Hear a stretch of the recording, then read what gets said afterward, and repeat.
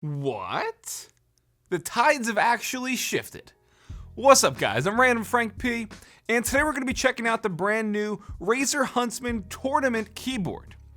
This is a very interesting and unique keyboard that has a lot of people excited, myself included, because Razer has made strides toward improving their keyboards, listening to community feedback, and we have a very positive outlook on the future here with the Tournament Edition keyboard. So in this video, we'll talk about the brand new features, what I like about it, what I don't like about it, all that good stuff.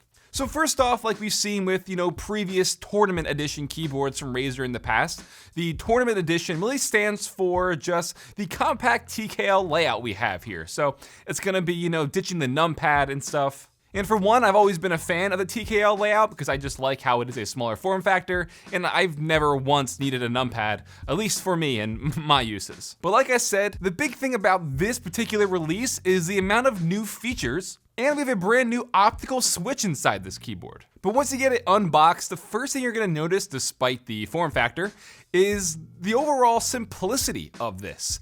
That's one of the things that I really can appreciate, is it doesn't scream gaming keyboard from Razer. It's very simple looking. I also noticed right away how relatively lightweight it was compared to other keyboards. So the majority of this keyboard is plastic, helping to cut down on the overall weight, but it still feels sturdy, and I wouldn't say the overall design of this is compromised in any way. For being lightweight, it does feel solid. Now, first things first, something I've always loved about Razer over the past few years is they never cheaped out and went with that stupid looking, ugly gamer font. The font here on all the keys is nice and simple, again, fitting in with the rest of the aesthetics. But with the keycaps comes the first big change.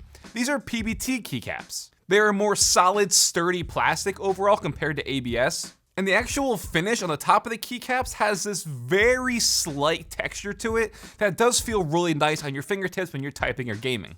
This might not seem like a feature to some, but once you compare ABS to PBT, it is worlds different. But it doesn't end there, because as some of you might have noticed, the bottom row is finally not standard. So we have a standard bottom row now, as opposed to the years of them using a non-standard bottom row. This means you could finally use your own keycap set or whatever you want to really customize it to the next level. This has always been a huge, not really issue, because other gaming keyboards also have non-standard bottom rows for whatever reason, I don't know. But they finally listened, and now they gave us a standard bottom row. Now flipping it over on the back side, not too much has changed here. We still have the 4 rubber pads in each corner, plus the feet on the back side, which have 2 separate degrees of elevation, a 6 degree and a 9 degree, so you can feel what's more comfortable for you. And the subtle little touch with the for gamers, by gamers, kind of embossed into it with the glossy finish there, as opposed to the all matte finish on the rest of the keyboard. And then another new improvement before we move on the actual top back side, not only is the cable here removable, but it's USB Type-C. It's also non-proprietary, which is good. There's no extra, hooks or latches, which some other keyboards do. All of my USB-C cables I have in-house, they've plugged right in and fit. This is great because, again, it shows they're moving along with the trends. USB Type-C is the future. It's now adopted on here. Yes, in the past, you could have used your very own custom coiled micro USB cable, but odds are if you're in that whole, custom keyboard community, maybe you have a really nice custom USB Type-C cable. You can use that with here to then plug it in and use it with your potential other colored keycap set. Then moving right along to the next new feature is a definite big one. That is their brand new optomechanical switches that they're using inside here. Now with the past Huntsman lineup with the Huntsman and the Huntsman Elite, we were introduced to these new optomechanical switches with their clicky purple, but now for people who don't like that clicky tactile response, we have these linear red switches. These are brand new, created by Razer, and this is the first keyboard where they're featured. But with the new linear switch comes with a shorter actuation point. These actuate at just 1 millimeter versus the clicky optomechanical switches, which were 1.5 millimeters. And these are lighter at 40 grams versus, again, the 45 grams of the purple clicky optical switch. So they're a faster switch, they're a lighter switch, and they're still, a lot more sturdy with it being reinforced with the stem and the stabilizers on each side. But the bigger thing with, these optical switches is the fact that there is absolutely, no delay. There's no debouncing and stuff. The second you actuate it by pressing it down the 1 millimeter, it triggers that light beam, and then it's automatically registered to your PC. So faster, lighter, better versus, a more traditional standard mechanical switch, especially with something like just the regular red linear switches. So you're getting a better switch in the end here. And now we'll do a sound test of these linear optomechanical switches.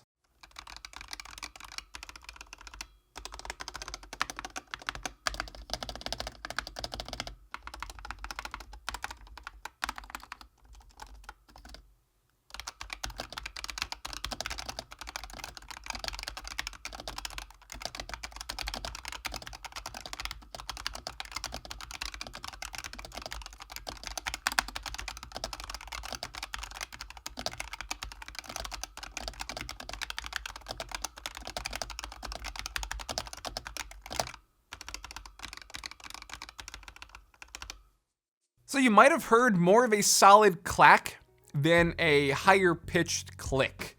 And before we move on, I want to touch on that real quick because you might have noticed these sound a little bit louder than a traditional linear red switch. Linears are known for being a little bit more quiet, but these are a bit on the louder side. Now you're not getting that high-pitched tactility and stuff, but the reason I think they are louder is because of the resonance we now have with these thicker PBT keycaps. So it's gonna sound more of a solid clack sound. That was stupid, but it's difficult to explain unless you're actually typing it and using it for yourself.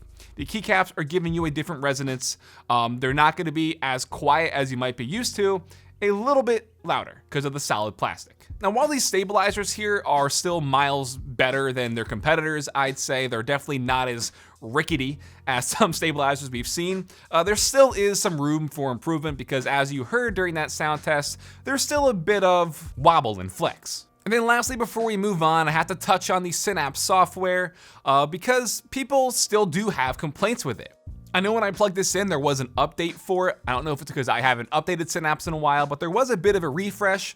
And one of the things to this keyboard is there's now 5 profiles stored on the keyboard itself. So you do have that 5 profile onboard storage. But with the onboard storage, you still need to have Synapse on that computer you're plugging this into. So I saved 5 different lighting effects on each of the different profiles, and I plugged it into a different PC. And it was still just the stock color when you take it out of the box. So you do need to have actually Synapse installed on that PC for it to kind of recall the settings you have saved on the profile. I do wish that was different, but it's the same Synapse that you're used to, going in and creating your macros and stuff, saving it to the board, as well as the RGB effects. So really, not too much has changed inside Synapse itself, but like we've come to expect over the years with Razer and their actual RGB lighting, it's bright, it's vibrant, it looks nice, the effects are nice and smooth. And while I only use the RGB effects for, filming and stuff for these reviews, I'm always someone that just keeps it one static color, but at least you have that flexibility with all the effects and the chroma lighting. So wrapping this all up, the big thing that I could summarize this review with for not only the keyboard, but Razer as well, is the word impressed. I'm impressed with what they're doing. I'm happy to see them taking these giant strides forward and taking steps away back from that traditional, ugly, aggressive gaming keyboard look. With this, it's a lot more simple. It doesn't look like, that keyboard that's gonna be on that 12-year-old annoying kid's desk that you might just envision in your head when you think of an annoying 12-year-old. You know what I'm saying? This is a lot more simple looking, and they're making all the right steps in the right direction. So, like I said, to kind of recap the improvements, USB Type-C, the PBT keycaps, the standard bottom row now, and a brand new linear optomechanical switch that is faster and lighter. So I'm very happy with all that stuff. The one con that I will bring up, it's gonna be minor, but again, for me, being in the keyboard community, the enthusiast community out there, it's gonna be the stabilizers.